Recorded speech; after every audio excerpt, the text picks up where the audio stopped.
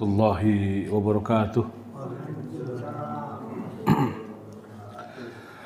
Alhamdulillahi rabbil alamin wal aqibatu lil muttaqin wala udwana illa 'alal zalimin. Wa asyhadu an la ilaha illallah wahdahu la syarika lah. Ilahul awwalin wal akhirin wa asyhadu anna Muhammadan abduhu wa rasuluhul amin. Nabiyina Muhammadin sallallahu alaihi wasallam al-mab'us rahmatan lil alamin wa huwal imamul anbiya wal mursalin wa ala alihi at-tahirin at-tayyibin wa ashabihi huril mayamin wa man tabi'ahum bi ihsanin ila yaumiddin wa salaman tasliman katsira mazida amma ba'd. Alhamdulillah, kita bersyukur kepada Allah Subhanahu wa taala pada kesempatan pagi hari ini. Allah Subhanahu wa taala masih memperkenankan kita semua untuk kembali mengkaji dan mempelajari dinullah, agama Allah SWT, agama yang sempurna. Tidak ada agama yang lebih sempurna daripada Islam, agama yang diridhoi di sisi Allah SWT. Inna dina indallahil Islam wa ma yabtaghi ghaira Islam dina fala yuqbal min. Agama di sisi Allah ini Islam. Barang siapa mencari agama di luar daripada Islam, tidak akan diterima daripadanya. Wa huwa fil akhirati minal khasirin. Dan nanti di akhirat termasuk orang-orang yang merugi, ya. Kerugian di dunia ketika kita juga menyia-nyiakan waktu untuk urusan yang tidak bermanfaat, ya. Nanti di akhirat lebih parah lagi, yaitu tidak masuk surga, wal iyadzubillah, atau setidaknya terlambat masuk surga. Maka ini juga kerugian, ya, harus kita hindari. Kemudian salawat dan salam semoga senantiasa tercurahkan atas junjungan Nabi kita yang mulia, Nabi Muhammad Rasulullah sallallahu alaihi wasallam, serta para sahabatnya, keluarganya, dan juga seluruh pengikut beliau sallallahu alaihi wasallam hingga hari kiamat kelak. Kaum muslimin azanallahu wa iyyakum. Kita sekarang di bab atau al-kabair, ya, dosa besar kabirah yang 45, ya, dosa besar yang ke-45, yaitu namam atau mengadu domba, yaitu man yankul hal hadis bainan nas ala jihatil ifsad bainahu, yaitu yang suka menukilkan pembicaraan, menukilkan omongan manusia atau di tengah-tengah manusia untuk memang merusak di antara mereka. Ini mengadu domba, ya. Dari satu orang ke orang lain dinukil, dikabarkan ke orang lain, tetapi memang tidak ada niat lain kecuali untuk merusak, ya. Anjan kul bainan nas, anjan kul hadis bainan nas ala jihatil ifsad bainahum. Ya, ini keterangan tentang namam. Dikatakan oleh Syekh Utsaimin, jadi namam itu dikatakan namimah, maksudnya dari mufradnya kata namimah itu sendiri itu apa? Namam itu orangnya, ya, orang-orang yang tukang mengadu domba. Namam. Kalau namimah nama pekerjaannya, yaitu an yanqulul insan kalaman nas ba'duhum fi ba'din min ajlil ifsad bainahum, yaitu menukilkan berita kepada manusia, menukilkan ucapan manusia sebagian mereka dari sebagian yang lainnya, ya, untuk mengadu domba, untuk kerusakan di antara mereka, untuk berbuat atau melakukan kerusakan di antara mereka, yakni menyebarluaskan sebuah ucapan untuk mengacaukan, merusak masyarakat, ya. Menyebarluaskan, ya, ucapan manusia untuk kemudian dengan niat untuk mengacaukan manusia, masyarakat, ya. Ini termasuk dosa besar, ya, dan ini termasuk dosa besar. Allah Subhanahu wa taala pernah memperlihatkan kepada Nabi sallallahu alaihi wasallam dua orang yang diadab di dalam kuburnya. Wa innahuma la yu'adzaban wa la yu'adzaban fi kabir, dan tidaklah keduanya kecuali sedang diadab, tidak diadab dalam, yakni dalam perkara yang besar untuk atau sulit untuk meninggalkannya padahal. Jadi bukan perkara yang sulit untuk meninggalkannya, mudah untuk melakukannya, mudah untuk meninggalkannya. Di antara yang disebutkan oleh beliau yang sedang diadab kubur, ya, adalah namam, ya, yang tukang mengadu domba. Orang yang suka mengadu domba. Yamsi bin namimah. Tidaklah dia lewat di manusia, berjalan di manusia kecuali suka mengaduk-aduk ucapan orang untuk merusak di tengah-tengah mereka, mengacaukannya. Ini namanya namam, ya. Yankul, misalkan ngomong ke A begini, ngomong ke B begini. Dan dengan niat biar A dan B ini berantem. Bukan islah, ya.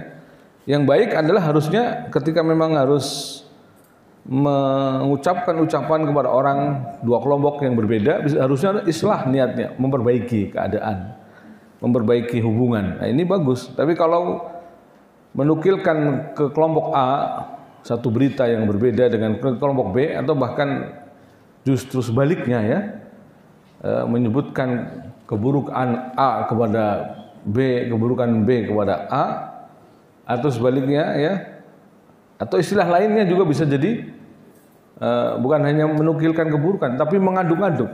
Seakan-akan A ngomong ke B itu, A itu membenci sekali dengan B, ya, memusuhi, membenci. Maka kemudian biar terjadi pertikaian di antara mereka. Ini jelas suatu yang terlarang, ya. Maka dia katakan dosa besar kenapa?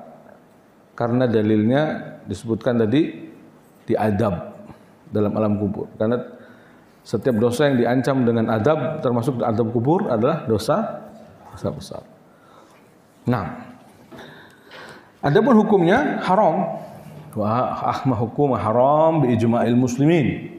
Bagaimana kesepakatan kaum muslimin. Dan ini yang dikatakan oleh Al-Imam Ad-Dhahabi rahimahullah. Wa amma ahkamuha fahiya haramun bi ijma'il muslimin. Adapun hukumnya maka haram menurut ijma' kaum muslimin. Wa qad tadhaharat ala tahrimiha ad-dalailu asy-syar'iyyatu minal kitab was sunnah. Dalil-dalil dalam Quran dan sunnah telah nampak jelas, ya, menunjukkan akan haramnya hal ini. Allah mengatakan, ini dalil pertama yang disebutkan oleh Imam Dhahabi, wala tuti'i kulla halafim mahin hammazim masya'im binamim. Dan janganlah engkau patuhi setiap orang yang suka bersumpah dan suka menghina, suka mencela, yang kian kemari menyebarkan fitnah. Bersumpah, menghina, mencela, dan menyebarkan fitnah. Jadi maksudnya adalah ayat ini berarti menunjukkan, ya, dia menukil berita ke sana kemari untuk mencela, memfitnah, menghina, menyebarkan fitnah, ya, memang agar terjadi kekacauan di antara manusia, di antara masyarakat. Nah, ini namam, ya, hamazim masya'im bin namim, untuk menyebarkan fitnah atau mengadu domba di tengah-tengah manusia. Bahasa kitanya mengadu domba, padahal dombanya sudah nggak diadu, ya. Giliran ada masalah kambing hitam juga, kena juga kambingnya hitam, adu domba. Hewan yang kasihan banget ini, babak belur sudah dia. Ini ayat yang pertama yang disebutkan oleh penulis, ya, Al-Imam Ad-Dhahabi rahimahullah ta'ala. Jadi secara hukum haram mengadu domba. Ijma' kaum muslimin, bahkan kata Imam Dhahabi. Menurut ijma' kaum muslimin haram, ya. Tidak dibenarkan siapapun untuk mengadu domba. Bahkan dengan jelas ancamannya sebagaimana dalam hadis berikutnya yang dikatakan Imam Dhahabi, ya, sebelumnya, la yadkhulul jannah namam, tidak akan masuk surga orang yang suka mengadu domba. Ya. Ini ancamannya keras sekali. La yadkhulul jannah man ma'aman dakhala al-jannah awalun, ya. Minal awalin, ya. Tidak akan masuk surga bersama orang-orang yang masuk surga lebih awal, maksudnya. Tidak akan masuk surga bersama orang-orang yang lebih awal masuk surga. Nah, ini bukan berarti namam ini sama sekali tidak akan masuk surga. Karena kategorinya kalau dia ahli tauhid, ya, namam itu termasuk dosa besar, dan dosa besar tidak sampai membatalkan Islam. Ya. Mauqif kita, sikap kita dengan dosa besar, ahlu sunnah meyakini bahwa pelaku dosa besar itu di neraka, tetapi tidak kekal. Lain halnya dengan al-Mu'tazilah, ya, orang-orang Mu'tazilah yang mereka meyakini, termasuk Khawarij, yang meyakini bahwa pelaku dosa besar itu di neraka. Bahwa pelaku dosa besar menurut mereka di neraka selama-lamanya, yakni mereka mengkafirkan totalitas para pelaku dosa besar. Jadi mauqif kita berbeda dengan Mu'tazilah ataupun Khawarij, atau seberangnya lagi yaitu Murji'ah. Ini perlu kita kenal istilah-istilah begitu ya, agar tidak bingung dalam masalah akidah. Akidah kita ahlu sunnati wal jamaah ya. Akidah kita ahlu sunnah wal jamaah. Sehingga tidak bingung kita harus kemana mauqif kita, posisi kita yang benar bagaimana ya. Posisi kita yang benar adalah tentang masalah kabairah atau kabair, itu bahwa pelaku dosa besar tidak kekal di neraka, tetapi ya tahta masyiatillah, di bawah kehendak Allah Subhanahu wa taala.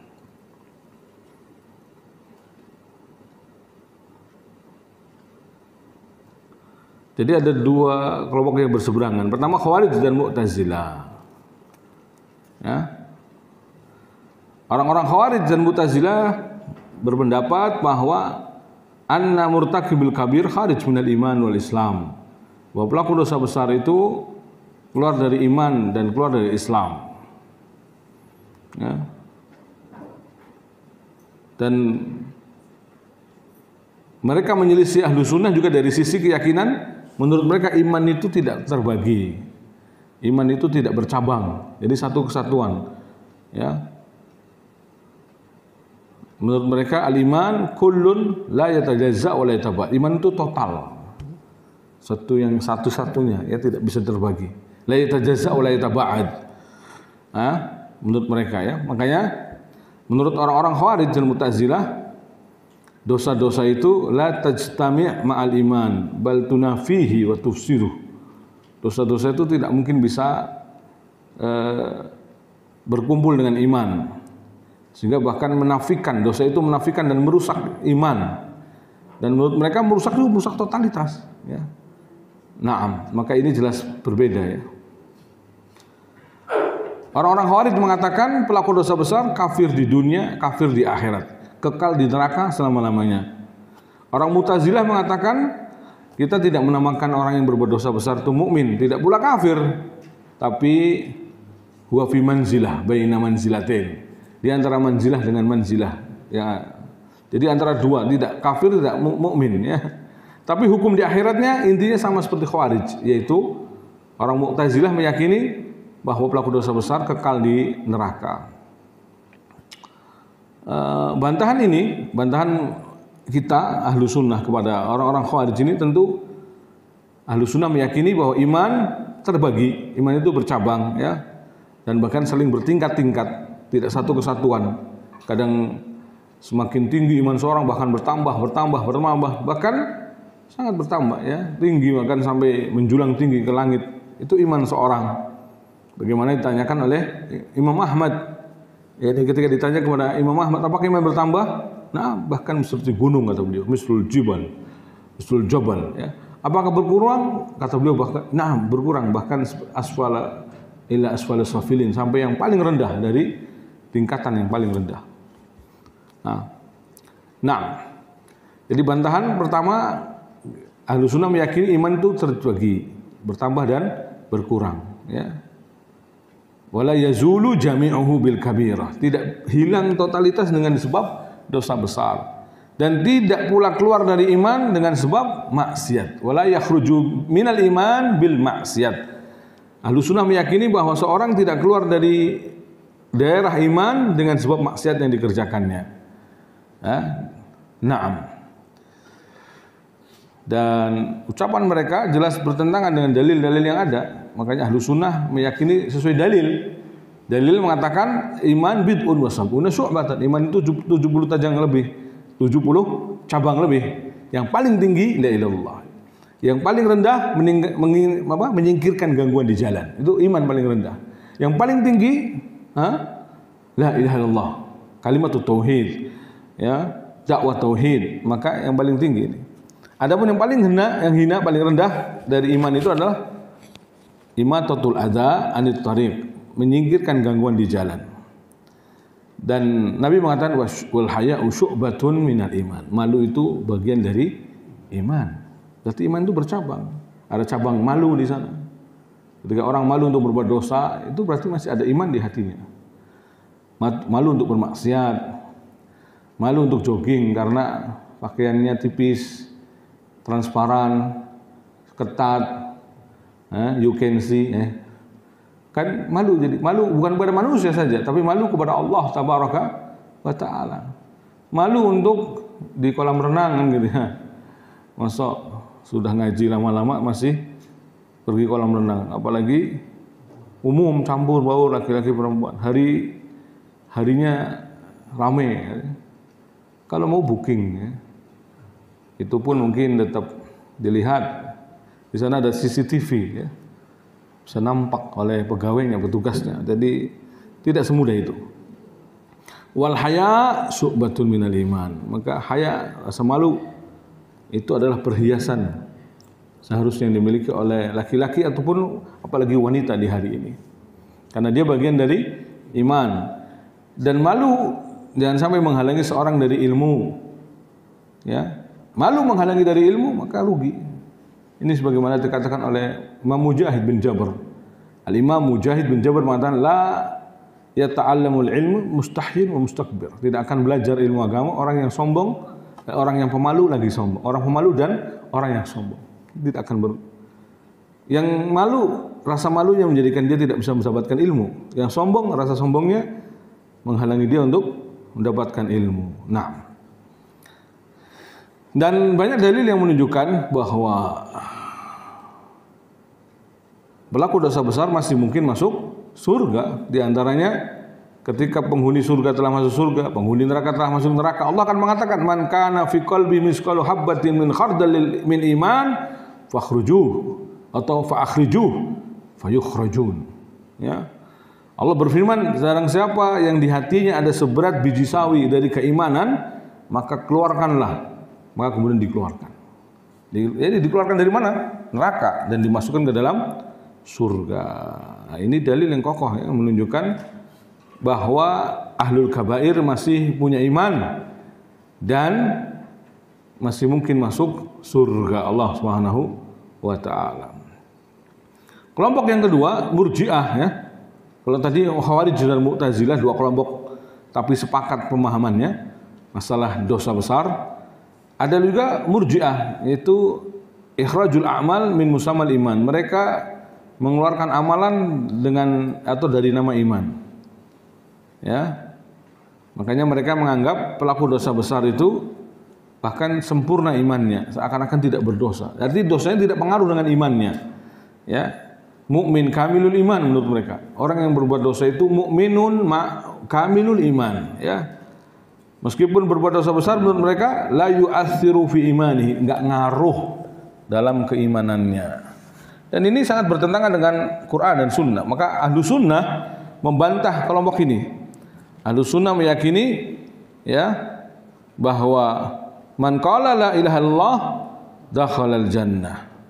Barang siapa yang mengucapkan la ilaha illallah dakhalal jannah. Makna yang sahih maksudnya adalah barang siapa yang mengucapkan la ilaha illallah dengan menyempurnakan syarat-syaratnya, kemudian menghilangkan segala bentuk penghalang-penghalang yang dia menjadikan dia tidak masuk surga ya.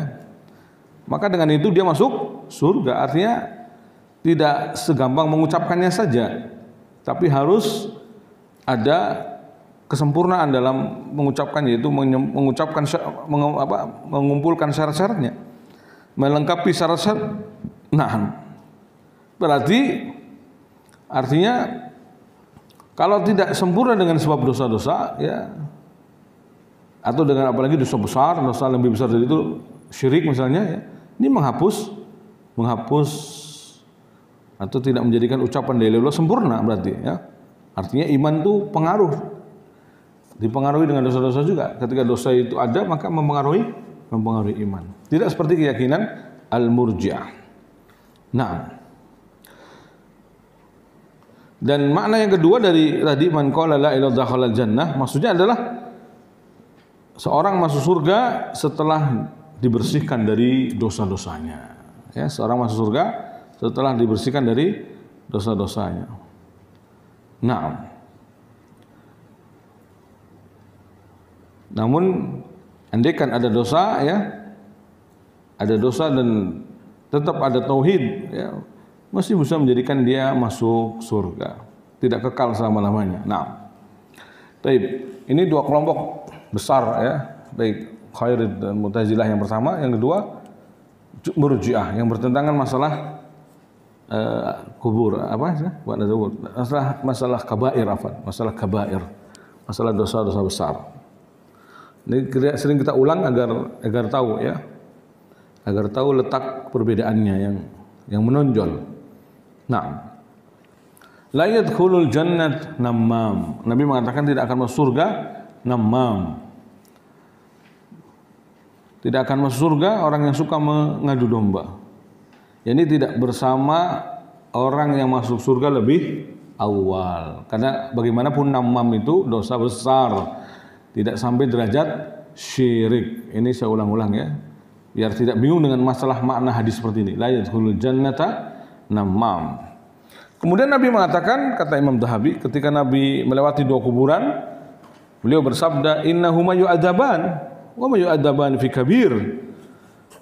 Sesungguhnya keduanya sedang diadab dan tidaklah diadab dalam perkara besar. Artinya bukan perkara yang berat, maksudnya berat untuk ditinggalkan, bukan berat untuk ditinggalkan, ringan, enteng untuk ditinggalkan, tapi orang-orang tetap mengamalkannya. Bukan sedang mengatakan ini bukan dosa besar, bukan ya. Wa innahuma yu'adzab la wa ma yu'adzabani fi kabir, maksudnya di sini kabir di sini sakil, berat. Ya. Dan mereka sedang tidak melakukan hal yang berat, padahal diadabnya itu bukan karena hal yang berat untuk ditinggalkan, maksudnya hal remeh, gampang. Karena namam, kalau orang mau menahan diri, dia selamat, tidak ngomong sana ngomong sini, mengadu domba, selamat kan ya. Dan ini faedah dari asumtu atau sukut, keutamaan dari diam. Bagaimanapun keadaannya, diam itu lebih baik daripada banyak bicara. Apalagi menukil ucapan manusia ke sana kemari yang cenderungnya malah ghibah, namimah, dan ucapan dusta, bahkan ya bisa jadi mencacat kehormatan orang lain. Ya, dan seterusnya dosa-dosa besar lainnya yang berkaitan dengan dosa lisan sangat banyak. Nah, wa ma yu'adzabani fi kabir. Mereka itu sebenarnya bukan diadab dengan sebab perkara yang besar. Ini sebabnya perkara sepele. Apa itu? Amma ahaduma, yang salah satunya kana yamsi bin namimah, itu selalu mengadu domba. Wa ammal akhar, ataupun yang lainnya, fakana la yastatiru min baulihi, yang keduanya tidak pernah membuat penghalang ketika sedang kencing atau buang air kecil ya. Atau dalam arti lain di sini kencingnya sukanya sembarangan tempat. Ini salah satu redaksi hadis. Redaksi yang lain mengatakan la yastanzihu minal baul, tidak mencuci setelah berkencing ya. Berarti menunjukkan tidak perhatian dengan toharah, kesucian. Karena bagaimanapun sebenarnya hal gampang juga, sepele. Ya, ada tisu sekarang itu. Karena kalau nggak istinja pakai air, pakai istijmar. Daun kering, batu, yang lainnya kain mungkin, atau tisu bahkan ya. Itu namanya istijmar. Jadi selain daripada kotoran hewan ataupun tulang intinya ya. Jangan menggunakan kotoran hewan kering, meskipun sudah kering kotoran hewan, tidak boleh untuk istijmar ya, karena ada hadis yang lainnya melarang hal ini. Nabi berlepas diri dari umatnya yang beristijmar itu bersuci tapi bukan pakai air ya, pakai daun kering tadi ya, atau yang semisal, atau tisu yang semisalnya ya. Termasuk Nabi berlepas diri di sini, berlepas diri dari umatnya yang bersuci dengan kotoran hewan atau dengan tulang. Karena dalam hadis lain Nabi mengatakan karena tulang itu makanan saudara kalian dari bangsa jin ya, sehingga tidak boleh untuk dibuat bersuci ya. Nah, jadi wa may yu'adzabani fi kabir, jelas maknanya ya, bahwa keduanya tidak diadab dengan sebab persoalan yang besar, tapi sebenarnya persoalan yang remeh. Kenapa remeh? Artinya setiap kita harusnya bisa menjaga itu, menjaga dari berbuat dosa itu gitu. Namam, asal jaga lisan pasti selamat dari namam. Karena orang yang mudah menukilkan ke orang lain biasanya dia akan sering terus ketagihan ya. Man yankul ilaikal kalam, kalau yang ada orang yang menukilkan ucapan kepadamu, suatu hari lagi ucapanmu akan dinukilkan ke orang. Menurut fulan gini. Nah, nanti besok lagi antum ini ucapannya dinukil ke fulan. Menurut Pak itu gini ya. Jadi ini yang dimaksud mengadu domba ya. Maka dia seolah-olah punya dua wajah. Ini masuk hadis berikutnya nih, kata Imam Az-Zahabi, Nabi bersabda, tajidu min syirarin nas dal wajhain. Engkau akan menemukan atau mendapati di antara jenis manusia yang paling buruk adalah orang yang bermuka dua. Huwallazi ya'ti haula biwajhin, itu orang yang mendatangi suatu kaum dengan satu wajah, ya. Wa haula wa fil lafdin tajidu syirarun nas. Wa ya'ti haula biwajhin wa haula biwajhin, dan mendatangi kaum yang lainnya juga dengan wajah yang lainnya. Jadi dawajhan ini artinya berarti ucapan yang dibawa maksudnya ya, atau penampilannya. Dia mengucapkan dengan suatu kaum begini, ucapan lainnya dengan kaum lainnya beda lagi. Padahal dalam permasalahan yang sama. Dalam permasalahan yang sama. Jadi dia sengaja memang mengaduk-aduk yang ada itu agar saling bertikai, saling bertengkar ya, saling bermusuhan. Makanya dia disebut dawajhen. Bukan dawajhen itu artinya hanya sekedar kalau ke sana pakai baju bah, kemudian yang gini pakai batik, ya itu bukan itu. Itu namanya fikih dakwah ya, mungkin bisa jadi ya menempatkan diri pada posisinya. Di mana antum lagi di Saudi ya layaknya orang Saudi pakai jubah kan gitu. Karena di sana lebih umum pakai jubah. Kalau lagi di Indonesia ya nggak apa-apa pakai batik karena umumnya pakai batik kan gitu. Kalau di kalangan santri, pesantren umumnya koko dan juga jubah, ya biarin pakai jubah, nggak apa-apa. Ya ini lihat tempat ya. Majelis-majelis ilmu sebagian sekarang sudah biasa jubah, ya nggak masalah. Jadi bukan perkara yang syuhroh, libasus syuhroh, pakaian ketenaran bukan. Bahkan kalau kita dengan batik yang mungkin juga unik ya, batik yang mahal apalagi di tempat yang orang-orang biasanya nggak pakai batik, paling banter pakai koko lah ya, atau pakai apa ya, itu juga bisa jadi libas syuhroh, hati-hati. Atau di negeri orang yang jelas-jelas biasa pakai jubah ya, malah antum pakai batik ya. Nah, bisa jadi malah jadi libas syuhroh. Orang akan heran dengan antum, apa ini? Pakaian apa ya? Nah, baik. Jadi yang dimaksud di sini zawajhen bukan sekedar muka dua lalu kemudian seolah-olah dibayangkannya adalah dalam fikih dakwah ya. Kalau fikih dakwah beda lagi urusannya. Karena kita memang harus menempatkan ucapan pada tempatnya, itu benar. Tapi kalau ucapan yang di sana memburuk-burukan kelompok sana, tapi giliran ngomong ke sana juga sebaliknya memburuk-burukan kelompok yang di sana. Jadi saling biar menghantam. Ini dawajhen beneran ya. Ya.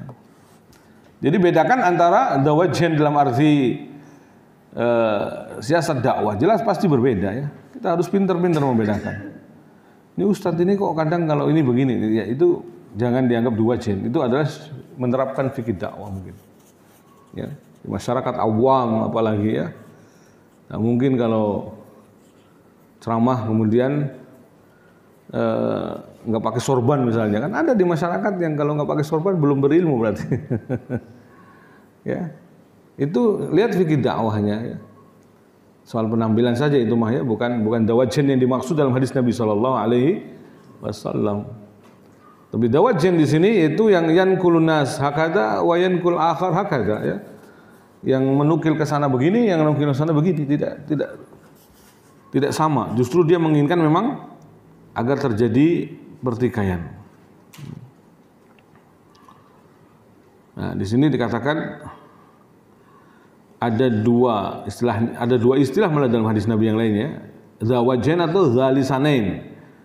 Nah, di dalam riwayat yang lainnya ya, dalam riwayat yang lainnya dikatakan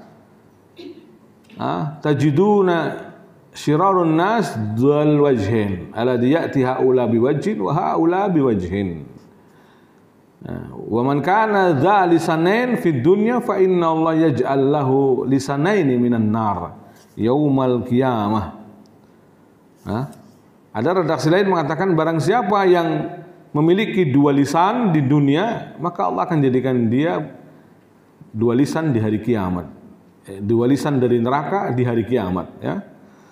Yang maksudnya dua lisan ini an yatakallam haula bikalam wa haula bikalam wa huwa bimakna sahibul wajhain, ya. Ini serupa dengan makna yang pertama tadi, ya. Dua lisanen yang punya dua lisan maksudnya dia berbicara dengan suatu kaum begini dan dengan kaum yang lainnya begini, berbeda.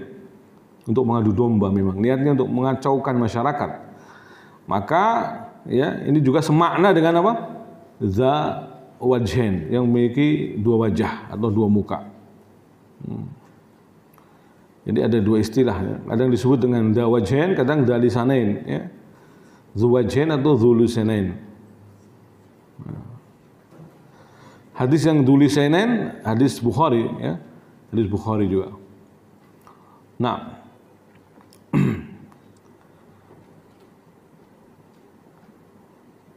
dan nauzubillah, ya. Memang sebagian manusia ada yang sibuk sukanya menukil ucapan manusia, bahkan sampai tenggelam dengan ini, ya.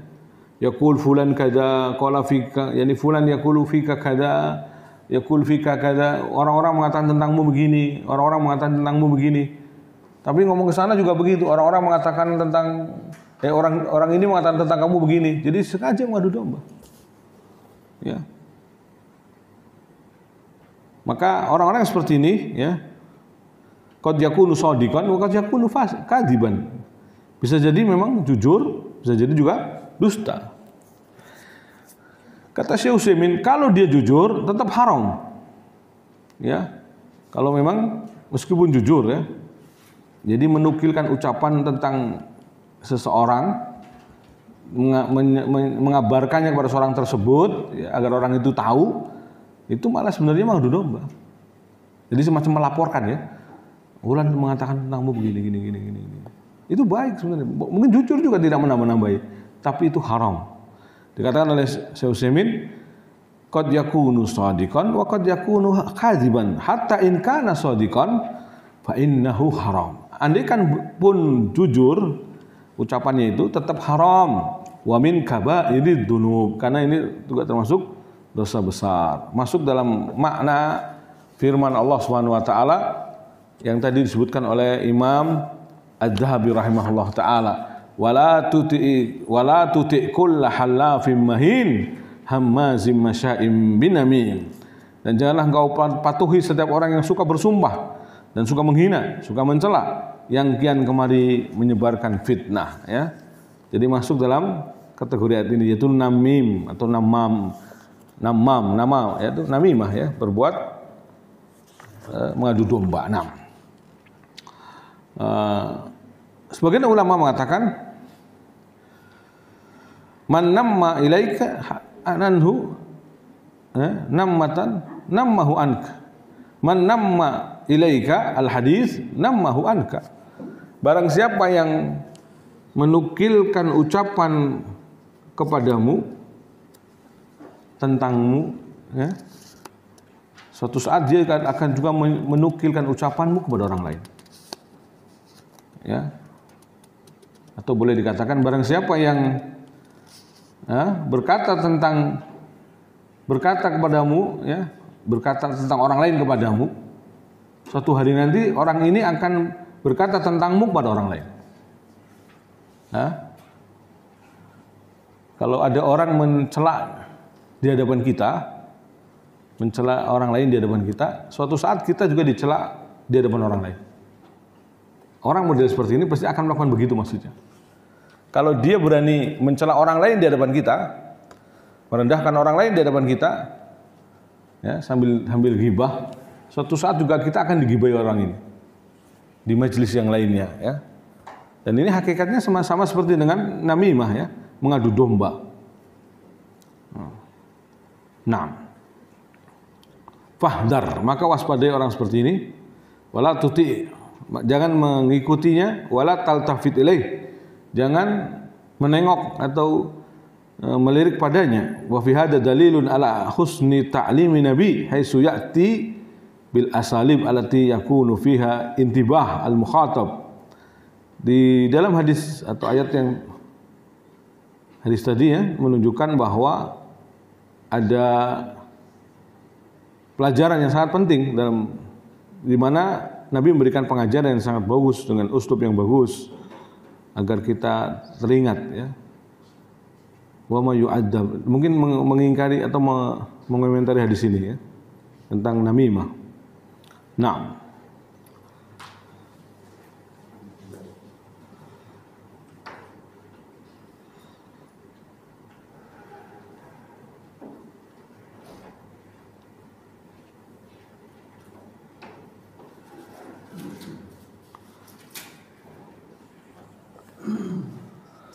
ini dalil yang disebutkan oleh Imam Adz-Dzahabi rahimahullah taala, ya. Yang terakhir tadi apa? Tajidu min syirarin nas dal wajhain. Engkau akan mendapati atau menemukan di antara jenis manusia yang paling buruk adalah orang yang bermuka dua. Atau redaksi lain dari Bukhari juga mengatakan da lisanain, yang punya dua lisan, ya. Berbicara ke sana begini, bercerita ke sini begini, ya. Beda ucapannya. Memang sengaja untuk mengadu domba. Dan alangkah mengerikannya lagi kalau orang-orang seperti ini kadang punya kepandaian berbicara, mensihir ucapannya, dengan ucapannya mensihir manusia. Inna minal bayani la sihr. Nabi mengatakan dalam sebuah penjelasan itu ada mengandung sihir, ya, pengaruh. Kadang bisa menghasut orang, ya. Makanya namam itu sangat berbahaya, apalagi namam yang zalisanen, yang ahli berbicara dengan dua bahasa, yang maksudnya dua cara bicara yang berbeda, ya, tambah dengan menghasut manusia, ya. Di depan orang mukanya baik, ya, seolah-olah memuji-mujinya, tapi di depan orang lain benar-benar mencela orang ini, menghina orang ini, ya. Mencela orang yang muji dipuji-puji tadi. Nah, dal wajhain juga sama, ya, dari sanain termasukin, ya. Yaitu yang di depan kita dia memuji, mungkin di belakang kita sebenarnya dia mencela kita, menghina kita, merendahkan kita, ya. Hadza wajhain dzul lisanain, ya. Syekh Utsaimin rahimahullah menyebutkan, ya,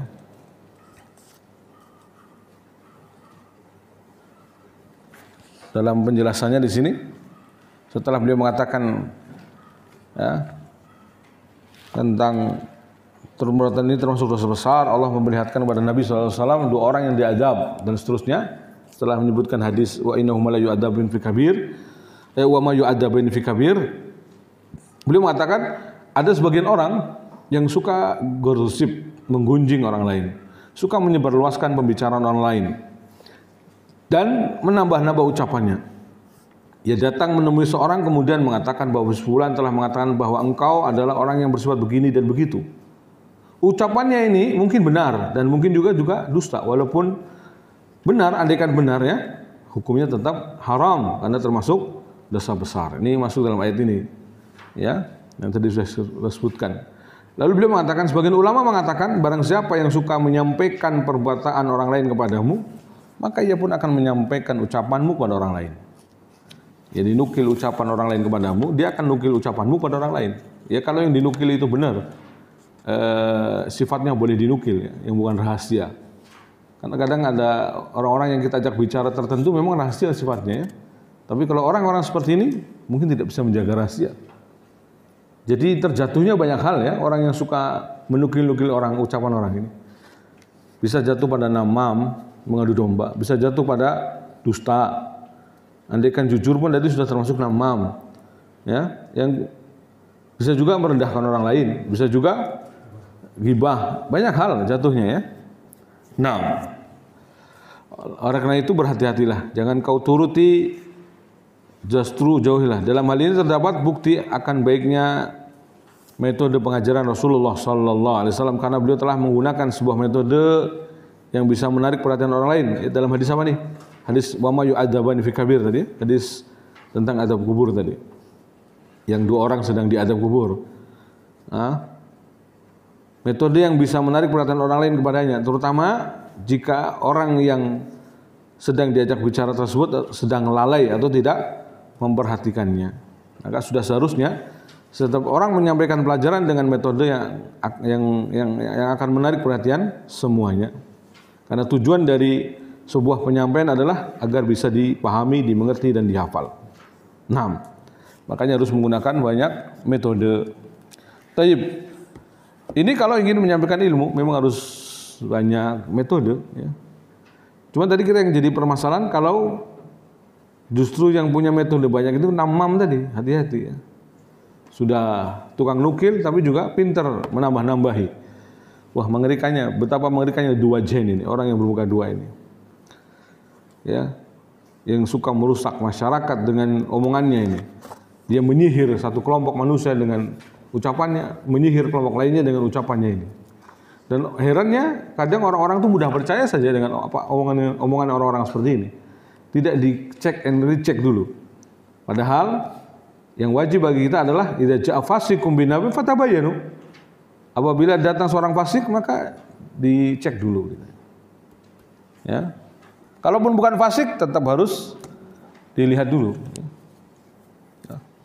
Apalagi fasik, pembawa berita maka harus dilihat dulu. Nah,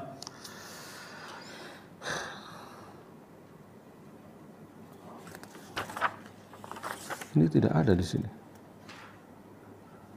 Taib.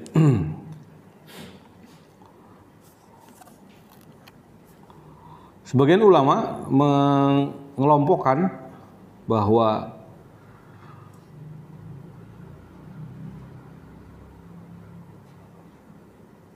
ucapan-ucapan ya itu tidak terlepas dari bahkan 6 perkara ini. Ada 6 perkara ya. Bisa masuk dalam 6 perkara. Di terjemahannya kok tidak ada ya. Ini di Arabnya ada ini. Nah.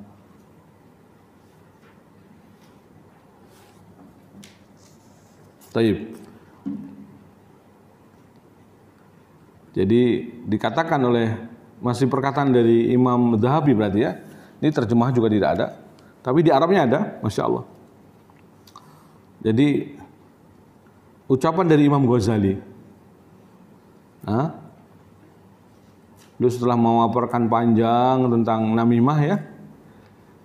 Beliau kemudian mengatakan wayan bagilil insan an yasquta an kulli ma ra'ahu min ahwalin nas. Ya. Seyogianya bagi seorang untuk diam dari apa yang dia lihat dari berbagai macam keadaan manusia. Illa ma fi hikayatihi faidah lil muslimin, kecuali dalam mengkisahkannya atau menyeriwayatkannya itu akan berdampak faedah bagi kaum muslimin. Nah, itu boleh. Au daf'i maksiyah, atau bisa menolak maksiat. Dia boleh melihat apa yang lalu mengucapkan apa yang dikatakan manusia. Kalau apa? Melahirkan faedah bagi kaum muslimin, faedah pelajaran misalnya ya. Apa yang kita lihat hari ini, apa yang kita saksikan seperti ini, itu dosa dan dilarang misalkan untuk pengajaran, untuk mengatakan bahwa itu dosa yang tidak boleh diamalkan. Ya kalau sekarang berarti yang terjadi di medsos mungkin termasuk ya. Kita kemudian menukilkan untuk kemudian diambil pelajarannya, itu tidak masalah. Jadi syaratnya Imam Ghazali bahwa kata beliau ya tidak seyogianya bagi seorang itu ya, atau bahkan kata beliau seyogianya justru untuk diam ya daripada apa yang dia lihat keadaan manusia itu. Nah, kapan tidak diam atau boleh bicara? Kapan tidak boleh bicara kapan? Illa ma fi hikayatihi faidah lil muslimin, kecuali jika dalam mengkisahkannya atau menceritakannya itu ada faedah bagi kaum muslimin atau menolak madarat ya. wa kullu man hamalat ilaihi namimah wa qila lahu qala fika fulan kada lazimatu sitta ahwal. Karena kullu man hamalat ilaihi namimah, kullu man hamalta ilaihi namimah. Karena kalau setiap apa yang kamu lihat terus diungkapkan, ya gitu ya maksudnya, itu bisa jadi malah menjadi namimah. Qala lahu yani qila lahu qala fika. Dikatakan orang itu berkata tentangmu begini. Ketika ada orang menukil berita seperti itu, lazimat husit ahwal, karena bisa mengandung 6 keadaan. 6 keadaan. Yang pertama, alla yusaddiq. Yang pertama maksudnya 6 sikap harusnya, melahirkan 6 sikap. Yang pertama, alla yusaddiqahu. Engkau tidak boleh membenarkan. Kalau ada orang mengatakan, fulan ngomongin kamu begini loh, gini. Itu harus dipastikan yang pertama, kamu tidak boleh membenarkan. Ya. Yang pertama apa? Tidak boleh dibenarkan. Kenapa? Karena orang yang seperti ini sebenarnya namam. Li'annahu namam, kata Imam Ghazali. Fasikun wa huwa mardudul khabar. Dan orang yang namam itu fasik hukumnya. Karena berlaku dosa besar itu fasik. Kalau orang fasik berarti ucapannya tidak diterima. Beritanya ditolak. Idza ja'a fasikum binaba'in fatabayyanu. Ya. Yang kedua, an yanha. Hendaknya dia melarang orang ini. Melarang orang ini untuk melanjutkan pembicaraannya, berarti maksudnya. An yanhahu an dalika wa yansahahu, menasihatinya, wa yuqabbih fi'lahu, bahkan untuk menerangkan bahwa perbuatan ini buruk. Tidak boleh kamu menukil-nukil ucapan orang tentang anak gini, enggak boleh. Karena perbuatan itu perbuatan buruk. Harus dinasihati orang seperti ini. Ini baru yang kedua. Yang pertama tidak boleh dibenarkan, yang kedua dinasihati. Apa yang kedua tadi? Dilarang dan dinasihati. Dilarang untuk melanjutkan ngomong seperti itu dan dinasihati. Orang mau ngomong apa terserah, enggak usah diukilkan. Ya, enggak usah, ya. Dinasihati bahwa perbuatan seperti ini tidak baik. Ya. Kalau ada yang menjelek-jelekkan kita terus ngomong ke kita, lapor, itu antum cut langsung orangnya, ya. Yang ketiga, an yubghidahullah azza jalla fa innahu yubghidu indallah wal bughdu fillah wajib. An yubghidahu fillah, untuk dia membenci orang seperti ini karena Allah. Membenci orang seperti ini karena Allah. Karena ya perbuatan seperti ini baghid, perbuatan yang dibenci di sisi Allah Subhanahu wa taala. Dan benci sesuatu karena Allah itu, atau benci seseorang karena Allah itu wajib. Perkara wajib, ya, termasuk dari kesempurnaan iman. Nabi bersabda, man ahabba lillah wa abghadha lillah wa a'ta lillah wa mana lillah faqad istakmalal iman. Barang siapa mencintai karena Allah, membenci karena Allah, memberi karena Allah dan mencegah pemberian karena Allah, maka sungguh telah sempurna keimanannya. Nah, yang keempat tadi ya, yang pertama sudah jelas, yang kedua jelas, yang ketiga juga jelas, yang keempat, alla yadhunna fil manqul anhu su' liqaulihi ta'ala ya ayyuhalladzina amanu istanibul katsiran minadh dhann inna ba'dadh dhanni ismun. Tidak boleh berprasangka bahwa yang dinukilkan tadi adalah keburukan. Ya, berarti tentang konteksnya. Ya, bisa saja orang meskipun lagi menjelek-jelekan kita, sebenarnya belum tentu keburukan. Bisa saja memang menyebutkan asli kita, atau ya bukan maksudnya untuk merendahkan, atau hal lainnya, masih banyak kita berprasangka baik. Jadi alla yadhunna fil manquli an husu, tidak boleh menganggap atau berprasangka buruk dengan apa yang dinukilkan ke kita tadi. Ya. Karena Allah mengatakan, wahai orang-orang beriman, jauhilah oleh kalian kebanyakan prasangka, karena sebagian prasangka itu dosa. Ya. Jadi nggak perlu berprasangka buruk dengan ucapan ini. Ini berarti ini orang berarti benci banget sama saya. Nah, itu yang bahaya. Itu dihilang, disingkap. Selain kita menghentikan ucapan tadi, sudah begitu tidak perlu prasangka buruk, sudah. Insya Allah khair. Ya. 6. Itu yang keempat. Yang kelima, alla yahmilahu mahakalahu ala tajassusi wal bahsi an tahqiqi dzalik. Jangan sampai membuat dia kemudian menjadikan ngecek-ngecek berita, tajassus, bahkan tajassus sampai harus mencari-cari berita tentang dia, yang mengatakan saya ini begini, siapa di orangnya, siapa, kenapa berani begini. Nggak perlu, ya, tidak perlu untuk kemudian mencari kebenarannya, tidak perlu. Apakah benar dia mengatakan tentang saya begini? Nah, nggak perlu, itu capek gitu, kerja. Ya, kalaupun iya, kan katanya kalau digibahi itu apa? Transfer pahala. Ngapain kita sibuk dengan seperti itu? Jadi jangan sampai menjadikan kita justru malah tajassus. Tajassus, ya. Jadi mencari-cari tentang kebenarannya, lalu terus ngecek. Benarkah orang ini benar menuduh saya begini? Nggak perlu. Nggak perlu. Biarkan apa kata orang, ya, tentang kita. Peduli amat, ya. Yang terpenting itu apa kata Allah tentang kita, kan gitu. Ya. Yang menjadi tolak ukur bukan tentang kata manusia tentang kita, bukan tentang apa kata manusia kepada kita atau tentang kita, tapi apa kata Allah tentang kita. Itu yang penting. Sibukkan diri untuk mencari pandangan Allah, pujian Allah, sanjungan Allah, perbuatan baik yang meraih ridha Allah Subhanahu wa taala. Allah mengatakan wala tajassasu, dan janganlah kalian tajassus. Ya.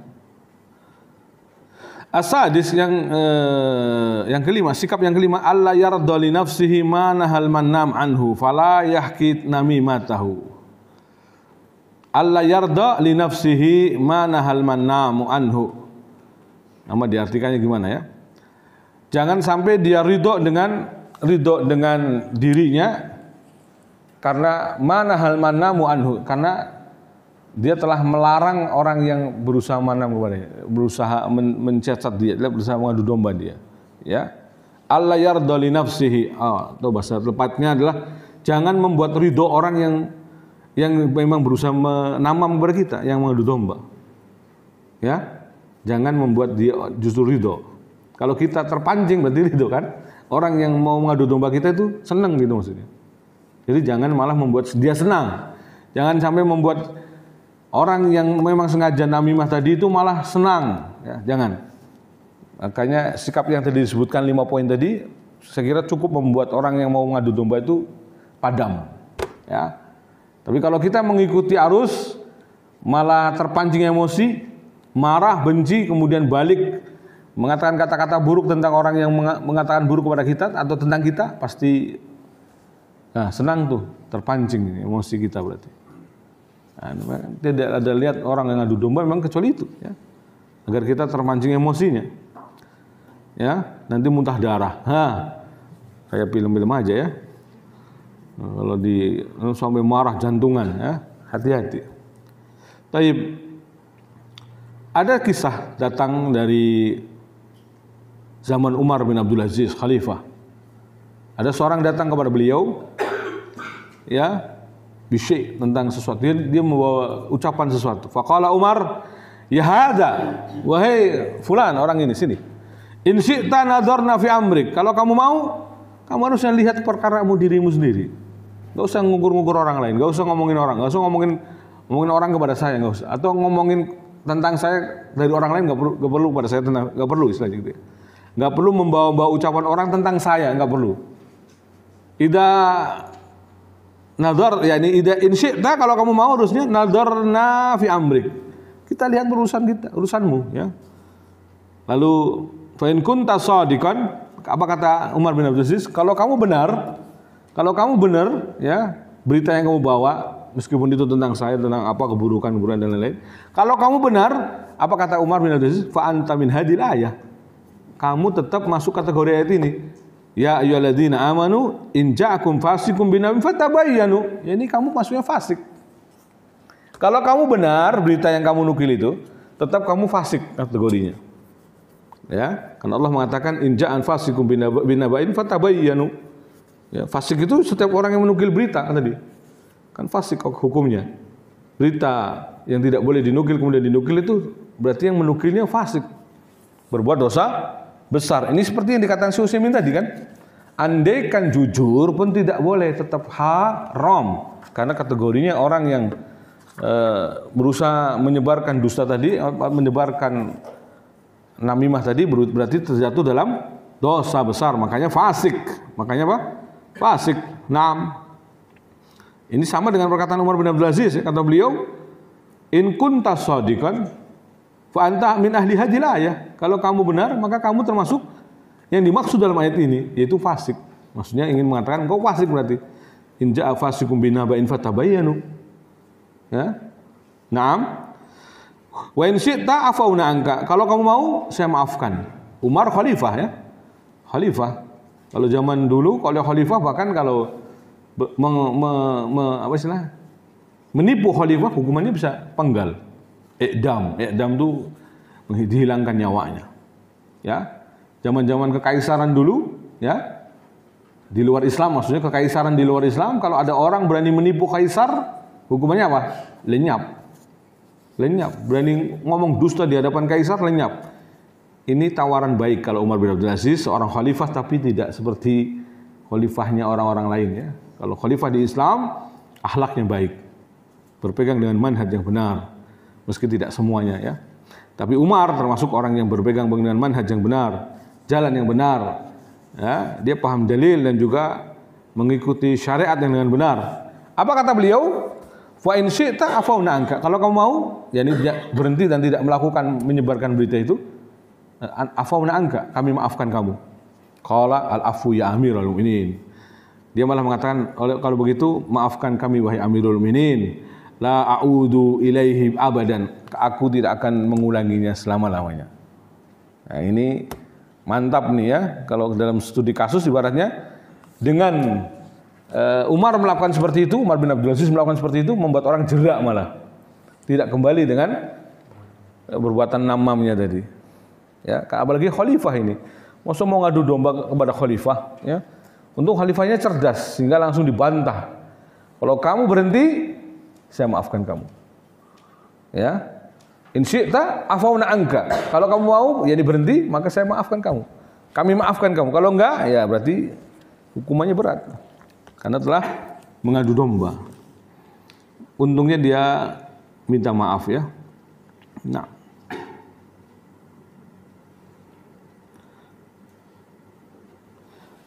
Tapi jamaah sekalian dirahmati Allah Subhanahu wa taala. Imam Hasan Al-Basri juga pernah mengatakan, "Man naqala ilaika hadisan fa'lam annahu yanqul ila ghairika hadisaka wa hadha mislu qaulin nas man naqala ilaika naqala anka fahdarhu." Hasan Al-Basri pernah mengatakan, barang siapa yang menukilkan berita kepadamu, maka ketahuilah dia juga akan menukilkan perkataanmu kepada selainmu. Nah, bahaya, ya. Dan ini seperti perkataan manusia juga mengatakan begitu, man naqala ilaika naqala anka. Barang siapa yang menukilkan sesuatu kepadamu, maka perkataanmu juga akan dinukilkan kepada selainmu. Fahdharhu, maka wasbahdalah orang-orang seperti ini.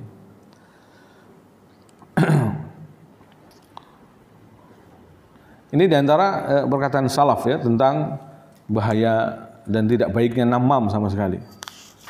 Dan termasuk sikap bagaimana cara menyikapinya, ya. Termasuk formula yang diajarkan oleh salaf, cara menyikapinya. Dan 6 poin tadi sikap yang paling tepat, ya. Ketika ada orang yang membawa berita beraroma namimah, mengadu domba, maka dari awal sudah langsung di-cut, dilarang. Ya. Ada 6 perkara tadi, ya. Dari awal sudah langsung dikatakan apa tadi? Yang pertama? Tidak boleh membenarkan sama sekali. Allah yusaddiquhu, tidak boleh membenarkan.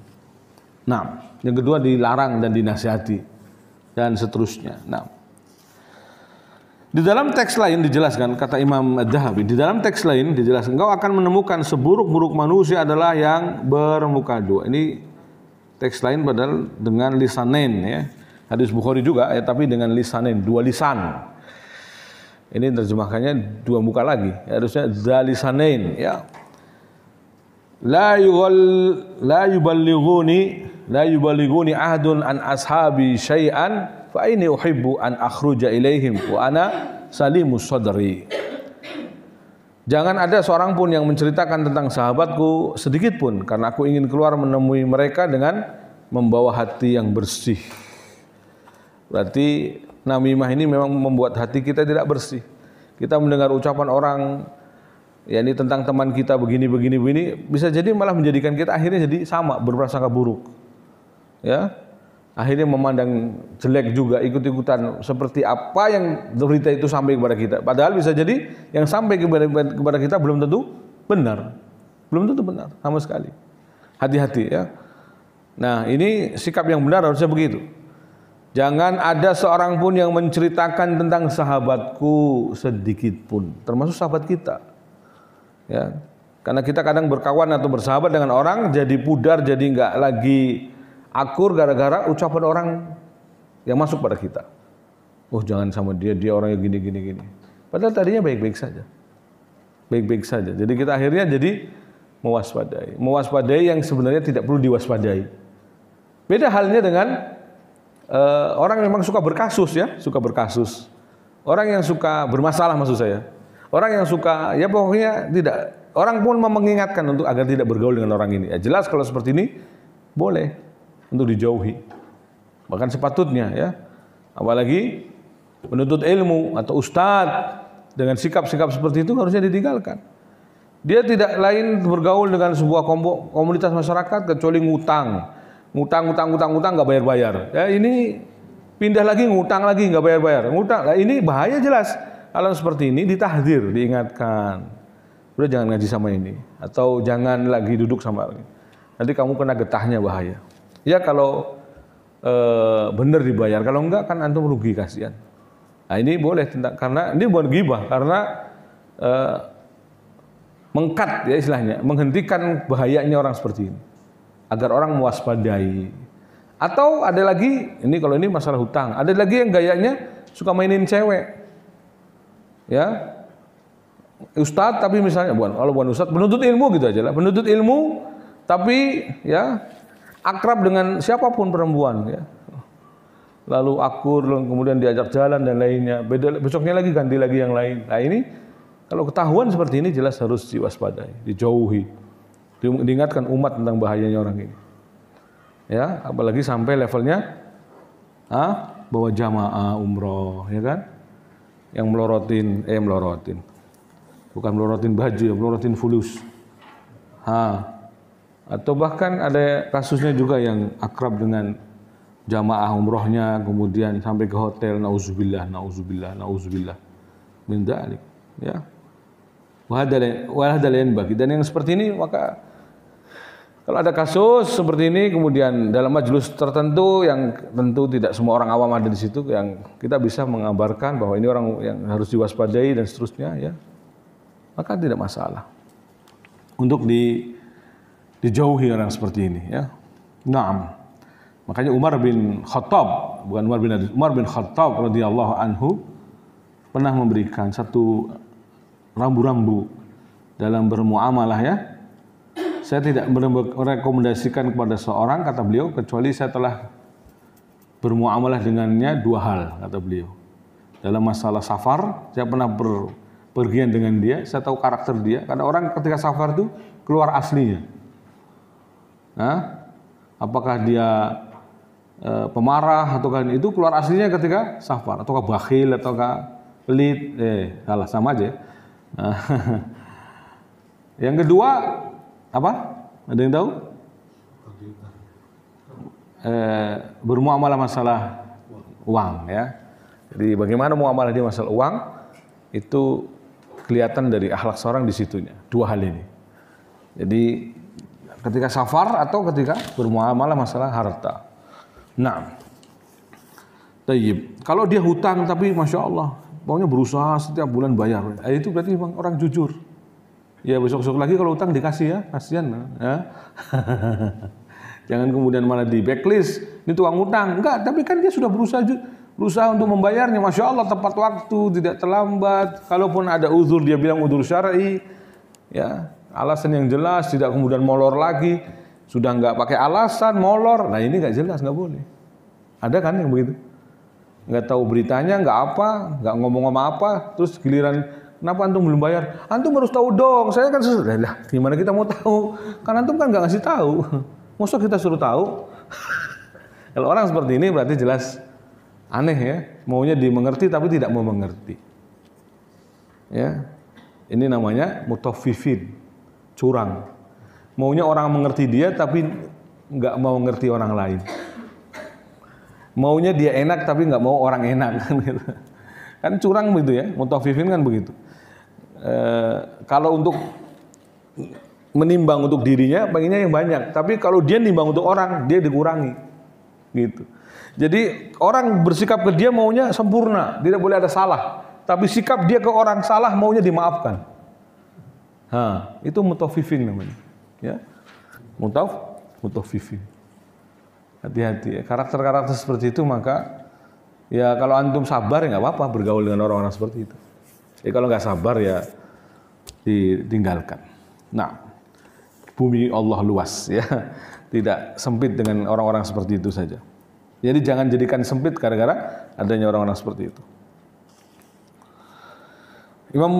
Imam Zahabi menyampaikan redaksi terakhir, beliau mengatakan dari Ka'ab ia berkata, takutlah kalian terhadap adu domba karena pemiliknya tidak akan beristirahat dari adab kubur. Nauzubillah min dzalik ya. Karena pemiliknya tidak akan istirahat dari adab kubur. Mansur meriwayatkan dari Mujahid, dia berkata yang dimaksud dengan para pembawa kayu bakar adalah orang yang selalu mengadu domba. Ya. Ini Arabnya nggak kelihatan. Ya.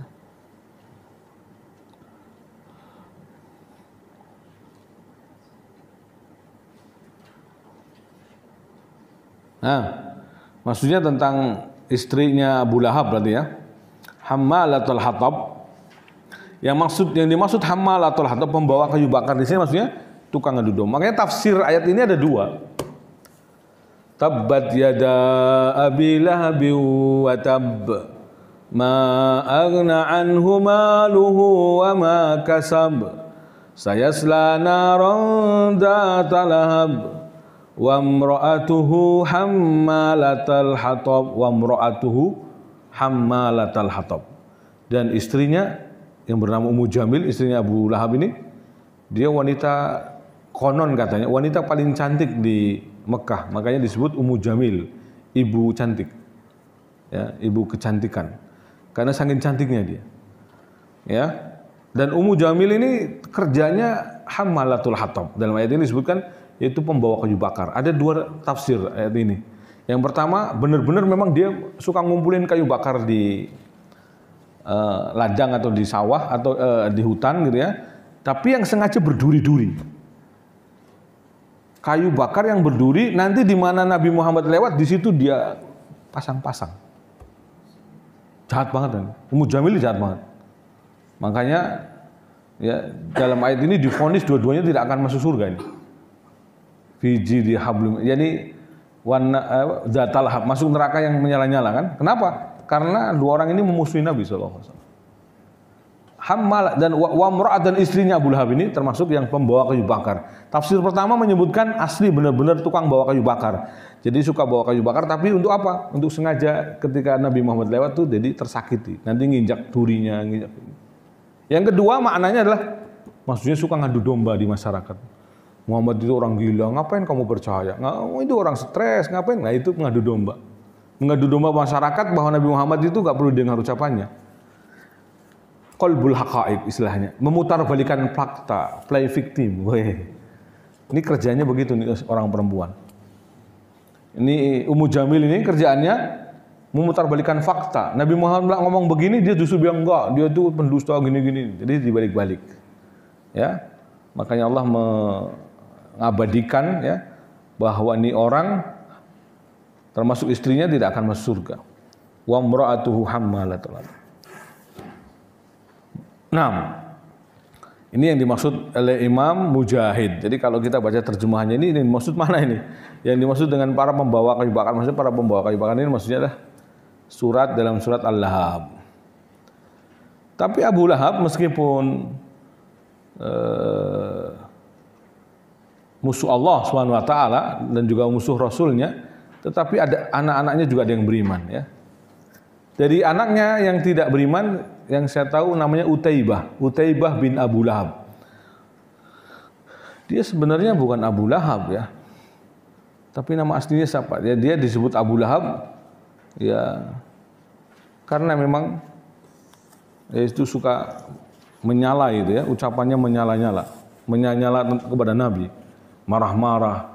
Makanya tabbat ya, celakalah Abu Lahab dan celakalah kedua tangan Abu Lahab. Ma agna anhu maluhu wa ma kasab, tidak akan bermanfaat bagi Abu Lahab baik hartanya ataupun bahkan apa yang diusahakannya. Baik itu hartanya apapun yang diusahakannya. Yang diusahakannya termasuk semua usaha dia tidak akan bermanfaat. Termasuk di sini usaha itu adalah anak keturunannya, karena anak turunan termasuk usaha. Inna auladakum min kasbikum, kata Nabi. Sesungguhnya anak-anak keturunan kalian itu adalah hasil kerja keras kalian, jerih payah kalian. Ya. Tapi jerih payahnya tidak bermanfaat. Kenapa? Karena Abu Lahab, andaikan pun ada anak-anaknya yang beriman, tidak bermanfaat. Kenapa? Orang kafir. Karena Abu Lahab kafir maksudnya. Meninggal dalam kondisi kafir, maka meskipun punya anak beriman, doa anak tidak akan, atau anak yang soleh tidak mungkin mendoakan orang tuanya yang kafir. Tidak mungkin.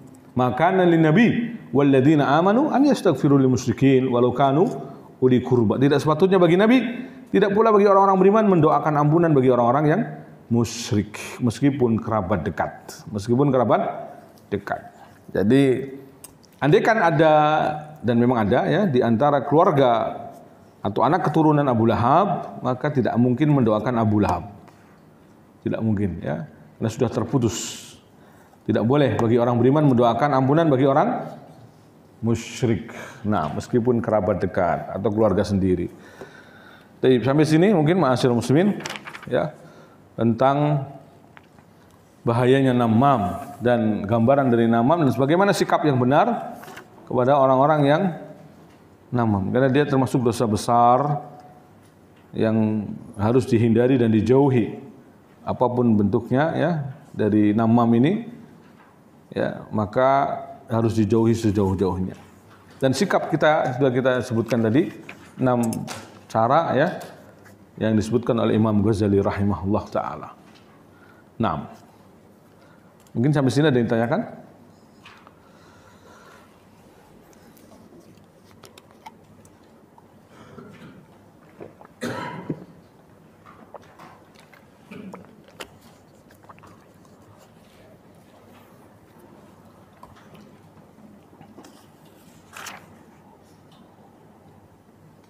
Tapi jika tidak ada, mungkin cukup ya. Hari ini kita cukupkan. Wabillahi taufik wa sallallahu ala nabiyyina Muhammad wa alihi wa sahbihi ajmain. Subhanakallahumma wa bihamdik asyhadu an la ilaha illa anta astaghfiruka wa atubu ilaik. Wassalamu alaikum warahmatullahi wabarakatuh.